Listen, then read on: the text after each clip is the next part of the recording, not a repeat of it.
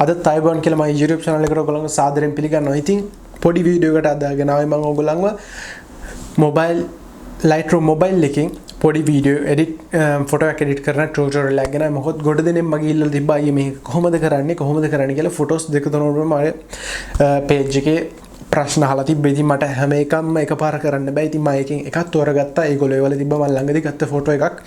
අතරම ෆෝන් එකෙන්ම ගත්ත ෆොටෝ එකක්. මහා ලොකු ෆොටෝ එකක් නෙමෙයි. මේක තමයි ෆොටෝ එක.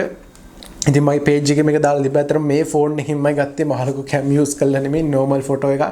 ඉතින් මේක තමයි after edit එක. ඉතින් මහා ලොකු දෙයක් නෑ. මම ගොඩාක් පැහැදිලි කරන්න edit කරන්නේ කොහොමද මේක තමයි tool එක මේක තමයි tool එක කියලා. ඉතින් ඔයගොල්ලන්ට YouTube එකෙන් දීලා තියෙනවා slow කරන්න පුළුවන් වීඩියෝ එකේ option එක. ඉතින් ඔයගොල්ලෝ slow කරලා step by step follow කරොත් කිසි ප්‍රශ්නයක් නැතුව මේ edit එක මේ විදිහටම කරන්න පුළුවන්. ඉතින් වැඩි කතා ඕනේ නැහැ. කෙලිම වීඩියෝ එකට ඊළඟ වීඩියෝ එකෙන් හම්බ වෙමු. අනිවාර්යෙන් comment කරන්න, like කරන්න, share කරන්න, subscribe කරලා තියාගන්න.